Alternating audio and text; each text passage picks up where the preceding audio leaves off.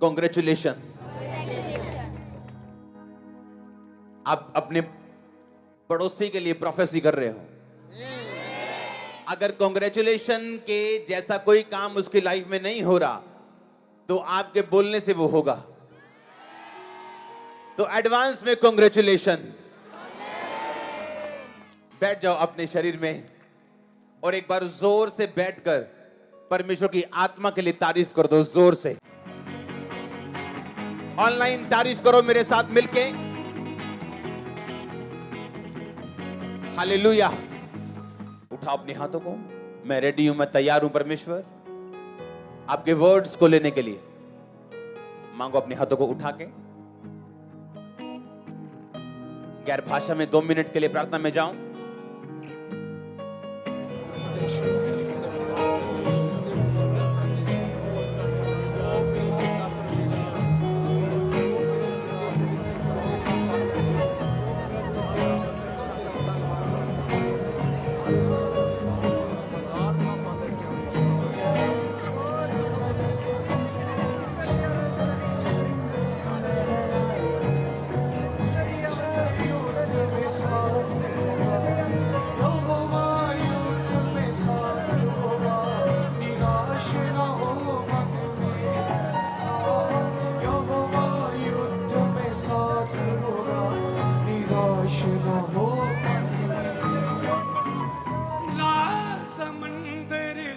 अपने हाथों को उठा के आज का वचन मेरे लिए हो जो मेरी जिंदगी को बदले, मुझे अगले लेवल पे लेके जाए।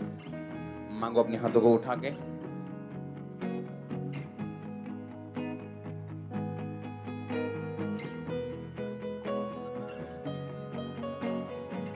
प्रभु यीशु मसीह के सामर्थी नाम में हम मांगते हैं। नीति वचन 14 उसकी 1 आयत को मैं पढ़ूंगा। मेरी प्रेयर है आज का वर्ड आपको नई रेवलेशन दे और आपको समझ दे, आप अपने घरानों को चला सकें। जो भी परमेश्वर ने आपके लिए सोचा, जो भी परमेश्वर ने आपके लिए रखा, आप वो कर सकें यीशु मसीह के नाम में। इसमें लिखा, हर बुद्धिमान स्त्री अपने घर को बनाती और हर मूढ़ स्त्री उसको अपने हाथों से ढा देती। फिर से मैं पढ़ता हूं, हर बुद्धिमान स्त्री अपने घर को बनाती और हर मूढ़ स्त्री अपने हाथों से उसे ढा देती। इसकी 4 आयत को मैं पढ़ूंगा, उसको एक्सप्लेन मैं बाद में करूंगा। जहां बैल नहीं वहां गौशाला स्वच्छ तो रहती है, परंतु बैल के बल से अनाज की बढ़ती होती।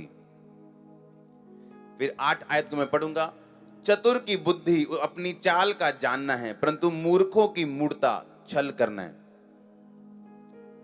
इसी नीति वचन 1 बाब उसकी 1 आयत को मैं पढ़ूंगा। दाऊद के पुत्र इज़राइल के राजा सुलेमान के नीति वचन, इनके द्वारा पढ़ने वाला बुद्धि और शिक्षा प्राप्त करे और समझ की बातें समझे, काम करने में प्रवीणता, धर्म, न्याय और निष्पक्षता की शिक्षा पाए। भोलों को चतुराई, जवान को ज्ञान और विवेक मिले। बुद्धिमान सुनकर अपनी विद्या बढ़ाए, समझदार बुद्धि का उपदेश पाए, जिससे वो नीति वचन और दृष्टांत को और बुद्धिमानों के वचन और उनके रहस्यों को समझ सके। इसमें लिखा कि अगर आप नीति वचन को पढ़ते हैं, अगर आप प्रोवर्ब्स को पढ़ते हैं, तो उसमें लिखा कि तुम बुद्धि और शिक्षा को प्राप्त करोगे जब तुम नीति वचन पढ़ोगे। नीति वचन बाइबल की पुस्तक है, भजन संहिता से आगे आती है। इसमें लिखा कि अगर तुम इसको पढ़ो तो तुम बुद्धि प्राप्त करोगे और शिक्षा प्राप्त करोगे। काम करने में प्रवीणता, धर्म, न्याय और निष्पक्षता की शिक्षा पाओगे जब तुम नीति वचन को पढ़ोगे। आज बड़े ध्यान से समझना मेरी बात को। लिखा, इनके द्वारा पढ़ने वाला बुद्धि और शिक्षा प्राप्त करे। आपको लगता है बुद्धि मेरे को क्या जरूरत है, मैं तो अपने छोटे मोटे काम में करता हूं, मुझे बुद्धि नहीं चाहिए, मैं तो फलाना काम करता हूं, अभी इसमें बुद्धि क्या लगेगी, मैं तो जमीन की खेती करता हूं, इसमें क्या दिमाग लगेगा, हमको आता है करना। शैतान प्रभु यीशु मसीह के पास आके बोलता है कि अगर तू परमेश्वर का बेटा है तो इन पत्थरों को बोल ये रोटियां बन जाए। कहा कि नहीं कहा? तो प्रभु यीशु मसीह ने ये नहीं कहा, शैतान थोड़े दिन पहले मेरे लिए आकाशवाणी हुई थी और मैं परमेश्वर का बेटा हूं, आकाशवाणी हुई थी, तू कैसे कह सकता है कि मैं परमेश्वर का बेटा नहीं हूं? परमेश्वर ने बहस ना करके ये कहा, शैतान लिखा है कि इंसान अकेली रोटी से ही नहीं परंतु परमेश्वर के मुख से निकले एक एक वचन से जीवित रहेगा। कहां लिखा है ये? हाँ, ये व्यवस्था विवरण में लिखा है। ये पुराने नियम के व्यवस्था विवरण की पुस्तक 8 बाब में ये बातें लिखी जो परमेश्वर ने उस टाइम शैतान को कही थी। और बाइबल कहती शैतान उसके पास से चला गया जब परमेश्वर ने वचनों के बीच से उत्तर दिया। पौलुस एक जगह फंस गया और जब लोगों ने उस पे मुकदमा लगाया और उसको खड़ा कर दिया और उसको मारने की योजना बनाने लगे, तो पौलुस को यह बात मालूम थी कि 2 ग्रुप मेरे सामने, एक सदूकियों का, एक फरीसियों का। हाँ, मान लो 2 पार्टियों ने आपको पकड़ लिया, एक फलानी पार्टी, एक फलानी पार्टी।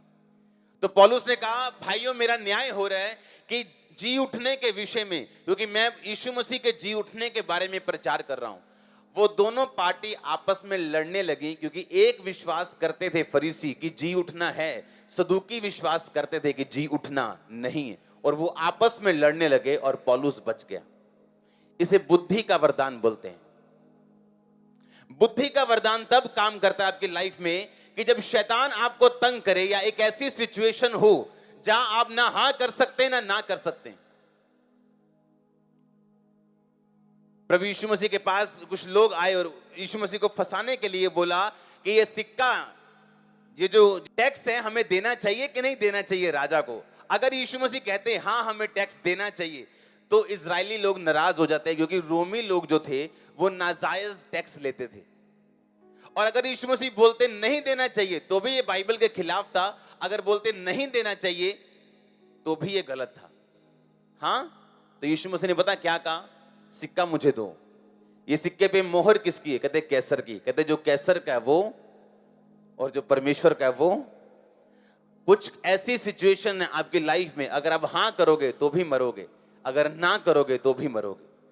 वहां बुद्धि का वरदान काम करता है। इसलिए परमेश्वर के दास पौलुस ने कहा 1 कुरिन्थिया 14 में अगर आप पढ़ते तो उसने कहा कि सबको लाभ पहुंचाने के लिए सबको वरदान दिए जाते हैं। चर्च में वरदान काम करते हैं, सब कलीसिया को प्रकाश, सब कलीसिया को लाभ, सब कलीसिया को फायदा देने के लिए। इसलिए किसी को उसी आत्मा के द्वारा बुद्धि की बातें, किसी को ज्ञान की बातें, किसी को चंगा करने के लिए, किसी को सामर्थ का वरदान, किसी को भविष्यवाणी का वरदान दिया जाता है। बुद्धि का वरदान उस व्यक्ति की लाइफ में काम करते हैं जिसको परमेश्वर के वचन की नॉलेज हो, क्योंकि बाइबल कहती है कि हर एक बुद्धिमान स्त्री अपने घर को बनाती है और मूर्ख अपने हाथों से उसे ढा देती। इसका मतलब अगर आपने अपने घर को बनाना है तो आपको बुद्धि चाहिए, आपको पैसा नहीं चाहिए, आपको चालाकियां चुस्तियां नहीं चाहिए, आपको बुद्धि चाहिए अपने घर को, अपने सिस्टम को, अपनी लाइफ को मेंटेन करने के लिए। उसमें लिखा है काम करने की प्रवीणता। कहता जब तुम ये नीति वचन, जब ये मेरा वर्ड तुम पढ़ोगे तो काम करने की प्रवीणता तुम में आएगी। इसका मतलब मैं आपको समझाता हूं, समझ आ रहा है कि नहीं? बुद्धि के वरदान के कारण पौलुस बचाया गया। बुद्धि के वरदान के कारण प्रभु यीशु मसीह शैतान से फतह पाई। बुद्धि के वरदान के कारण ही वो लोगों के बीच में फंसते नहीं थे। कितने मेरी बातों को समझ रहे हैं? इसमें लिखा कि अगर तुम वचन पे चलो, अगर तुम वचन अपने अंदर अपनाओ तो काम करने की प्रवीणता तुम में आएगी। याकूब के अंदर यह प्रवीणता थी क्योंकि याकूब के मामा लाबान ने जब उसे भेड़ और बकरियां दी थी, लिखा वो गिनती में बढ़ गई थी, और वो इतनी बढ़ गई थी कि याकूब एक धनाढ्य, एक अमीर इंसान बन गया था। और जब याकूब बड़ा हुआ, उसके बच्चे पैदा हुए, और जब वो यूसुफ से ज्यादा प्यार करता था और बाकियों से कम प्यार करता था, रीजन क्या था? याकूब एक बात जानता था कि भेड़ और बकरियां, अगर मेरे पास 500 बकरियां हैं और 1000 भेड़ें हैं तो 3 महीने में वो कितनी हो जाएंगी उसको मालूम था। इनकी एवरेज ग्रोथ कितनी है कि 10% साल में बढ़ेंगी या 50% साल में बढ़ेंगी, 1 महीने की 5% मुझे इनकम होगी, उसको सब मालूम था।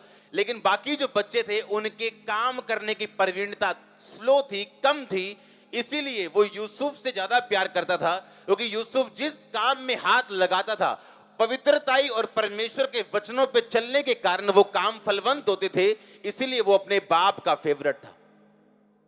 उसका बाप पक्षपात करने वाला इंसान नहीं था कि यूसुफ से ज्यादा प्यार करना और बाकियों से कम करना। बाकियों के पास बहाने थे। बाइबल कहती उनके बुराइयों का समाचार यूसुफ अपने बाप के पास लेके जाया करता था। बाकी 10 में से कोई भी अपनी बुराइयों का समाचार दूसरे भाई के लेके नहीं आता था, क्योंकि सब एक दूसरे के काने थे वो। हाँ, किसी ने अपनी गर्लफ्रेंड छुपाई है, किसी ने अपनी चोरी छुपाई है, किसी ने अपनी फलानी चीज छुपाई है। एक दूसरे के काने थे। कोई बाप के पास जाता नहीं था कि इसने ये किया। मालूम है अगर मैं इसकी पोल खोलूंगा तो ये मेरी पोल खोलेगा। पर यूसुफ की पोल खुल नहीं सकती, क्योंकि उसकी बीमारी कोई प्रॉब्लम थी नहीं, और वो बाप के पास जाता था।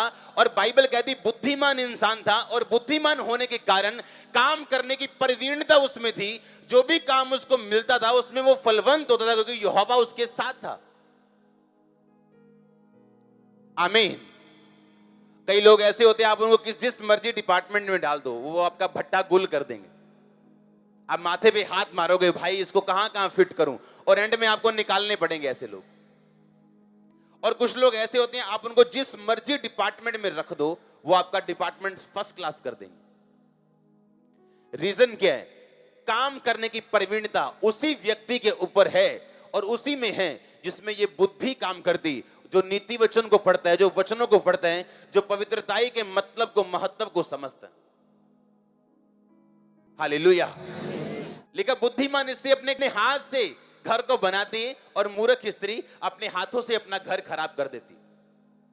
अगर हम नीति वचन को पढ़ना शुरू करें और बाइबल के वचनों को ध्यान से और समझ से पढ़ना शुरू करें इसको, तो हम कभी सफर नहीं करेंगे अपनी लाइफ में। वो इंग्लिश वाला सफर, दुखों वाला सफर।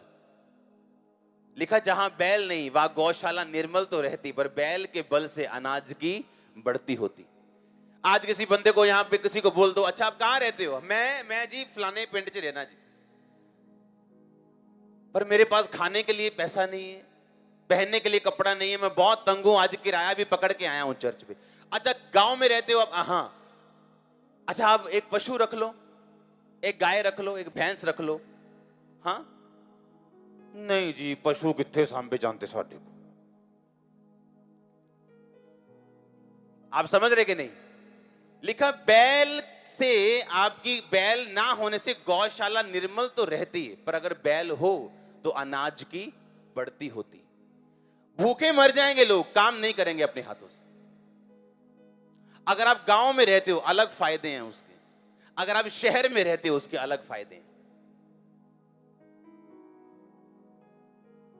और नीति वचन कहता कि अगर बैल नहीं है, तुम्हारा घर तो साफ सुथरा रहेगा, गौशाला साफ सुथरी तो रहेगी, पर अगर बैल रहेगा तो अनाज की बढ़ती भी होगी।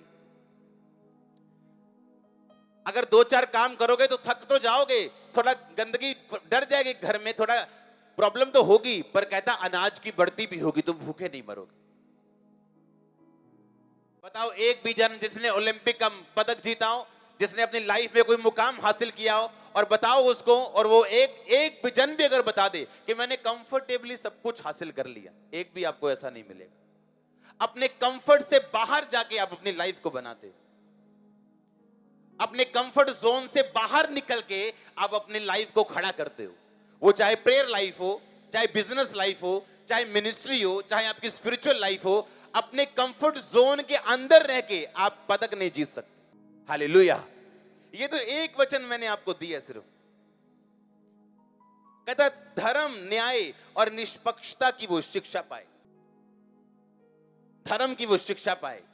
चलना कैसे है परमेश्वर में, धर्म क्या कहता है, वचन क्या कहता है, परमेश्वर के आत्मा मुझे क्या कहती है, किस तरह से मैंने रहना है अपनी लाइफ में। जब कोई मुझे नहीं भी देख रहा तो कैसे मैंने अपनी लाइफ को परमेश्वर में पवित्रताई में लेके चलना। न्याय की वो शिक्षा पाए, गलत को गलत और सही को सही कहें, निष्पक्षता की शिक्षा पाए। ये सब नीति वचन में लिखा है। आप पढ़ते हो नीति वचन के? नहीं, कईयों के पास तो पूरी बाइबल नहीं है, नया नियम पढ़ते हो। आप सोचो नीति वचन कहता है अगर तू मुझे पढ़ेगा तो बुद्धि हासिल करेगा, काम करने की प्रवीणता हासिल करेगा। आप जानते हैं अगर आप नीति वचन को पढ़ें, प्रोवर्ब्स पढ़ें, आपके दुश्मन आपसे मेल मिलाप करना चाहेंगे, बाइबल कहती। पढ़ लो इसको गहराई में। नीति वचन की बात कर रहा हूं अकेले। अगर आप इसे पढ़ें, बाइबल की एक एक पुस्तक पावरफुल है। कहता अगर तू इन वचनों को पढ़े और माने, तेरे दुश्मन तेरे साथ मेल मिलाप रखना चाहेंगे। हालेलुया। ऐसा क्या था यूसुफ के अंदर कि उसके पिता ने उसे रंग बिरंगा अंगरखा दिया, और ऐसा क्या नहीं था बाकी 10 भाइयों में कि उसको उसका पिता प्यार नहीं करता था? रीजन यही था कि वो फ्रूटफुल नहीं थे।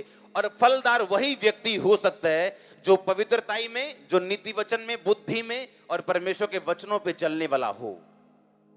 आपके हाथों में परमेश्वर बरकत देगा, वो फल देगा आपको, आप फ्रूटफुल होंगे। जिस दिशा में आप होंगे, आप जिस काम को करते होंगे, लिखा यूसुफ जिस काम को हाथ लगा दे वो काम फलदार हो जाता था। जी जी करने से, नीचे झुक के खड़े होने से कोई स्पिरिचुअल नहीं बन जाता। उसके काम बताते हैं। आप जिस काम में उस व्यक्ति को भेजो, उसने कैसा किया, क्या वो काम फलवंत हुआ या डाउन हुआ, क्या वो काम बढ़ा गया, क्या काम घटा, तब मालूम होता है आप स्पिरिचुअल हो या नहीं। हालेलुया। आपके जी करने से भी आप स्पिरिचुअल नहीं बनते, आपके स्पिरिचुअल कपड़े डालने से आप स्पिरिचुअल नहीं बनते, आपके फ्रूट बताते हैं आप स्पिरिचुअल हो या नहीं। रियल स्पिरिचुअल पीपल वो फ्रूटफुल होंगे, असली आत्मिक लोग फलदार होंगे। और जिस डिपार्टमेंट में जहां भी आप उन्हें भेजोगे या जहां वो काम करेंगे, जिस दिशा में जाएंगे, वो फलदार होंगे। ये निशानी होगी।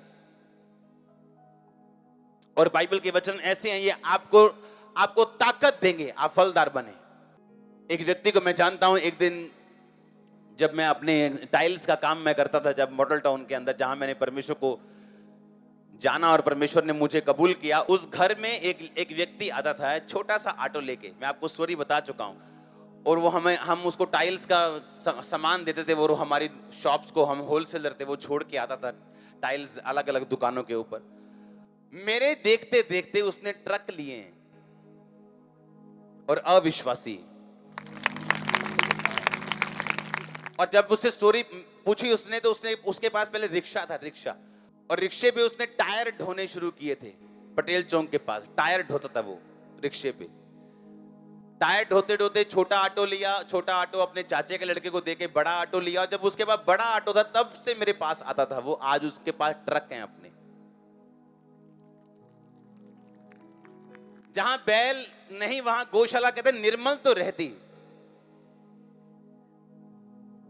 हाँ, कोई काम ही नहीं होगा तो पंगा क्या? नहीं जी, पंगे च नहीं रहना चाहते भाई, पंगे च नहीं। जहां लिखा जहां बैल होगा वहां निर्मल नहीं होगी गौशाला, पर अनाज की बढ़ती जरूर होगी। वचन कहता है ऐसा। अगर अनाज की बढ़ती तुम चाहते हो तो कंफर्ट में रह के तुम नहीं रख सकते, कंफर्टेबल रह के तुम नहीं बढ़ती कर सकते अपनी। तुम्हें अपने कंफर्ट से बाहर आना पड़ेगा। मैंने लोगों को बोला कि परमेश्वर ने कहा कि मैं भयानक जो तूने काम किए मेरे लिए, उनके द्वारा मैं तेरा मुंह मांगा वरदान तुझे दूंगा। लिखा कि नहीं लिखा बाइबल में कि तेरे भयानक कामों के कारण जो तूने किए, तेरी बात कर रहा है, तुम्हारी बात, मेरी बात परमेश्वर कर रहा है। कहता भयानक कामों के कारण मैं तेरा मुंह मांगा वरदान तुम्हें दूंगा। क्या है भयानक काम? किसी को जाके परमेश्वर के बारे में बता के आना जो बिल्कुल कट्टर हो, दुश्मन हो परमेश्वर का। सुसमाचार वहां लेके जाना जहां ना पहुंचाओ। किसी चीज की परवाह ना करना, ना डरना, ना घबराना। अपने रिश्तेदारों को बता के आना कि मैं परमेश्वर में हूं।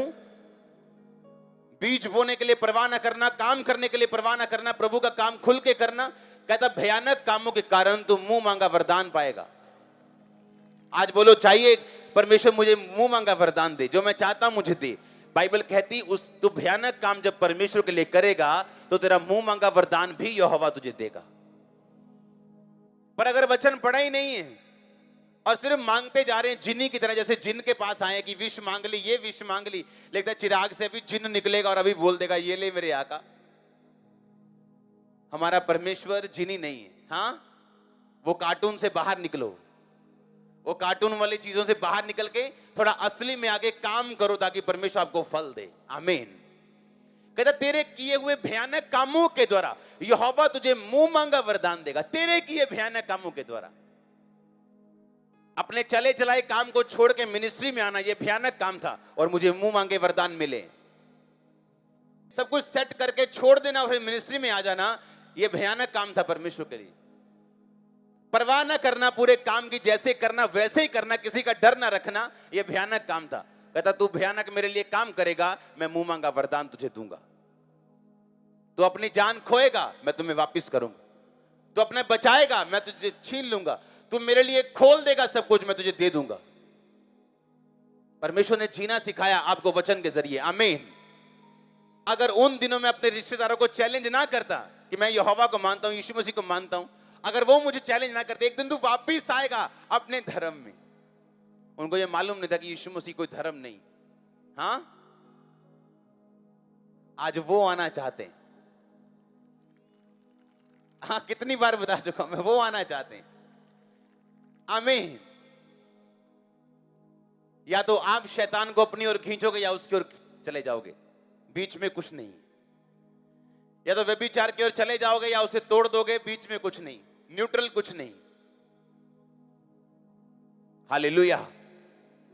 परमेश्वर का वचन आपको ताकत देता है, आपको बुद्धि देता है, आपको समझ देता है हर एक काम को करने की और फलदार रहने की अपनी लाइफ में। आमीन। कहता तू अपने किए हुए भयानक कामों के द्वारा यहोवा से मुंह मांगा वरदान पाएगा।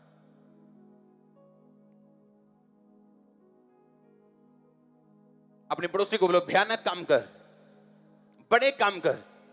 अगर तू मुंह मांगा वरदान परमेश्वर से पाना चाहता है तो। आमीन।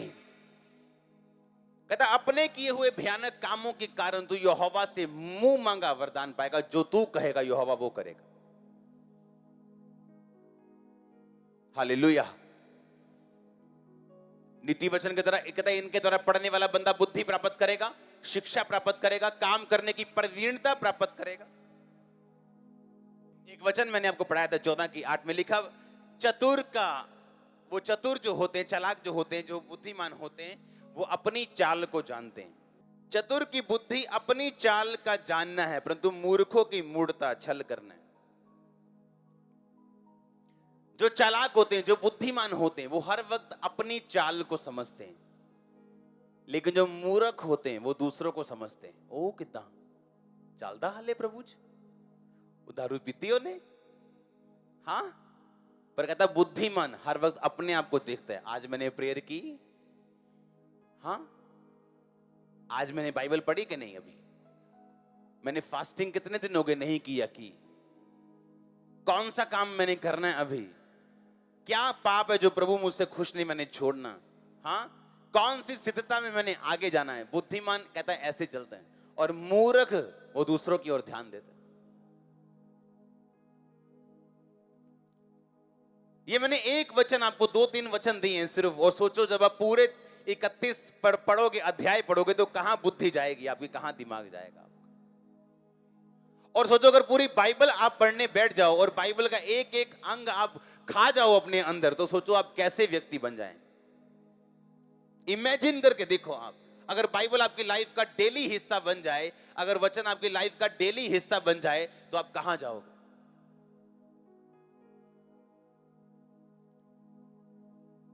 हालेलुया।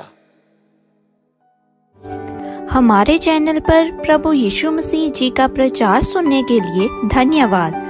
इस चैनल को ज्यादा से ज्यादा सब्सक्राइब करें और शेयर करें।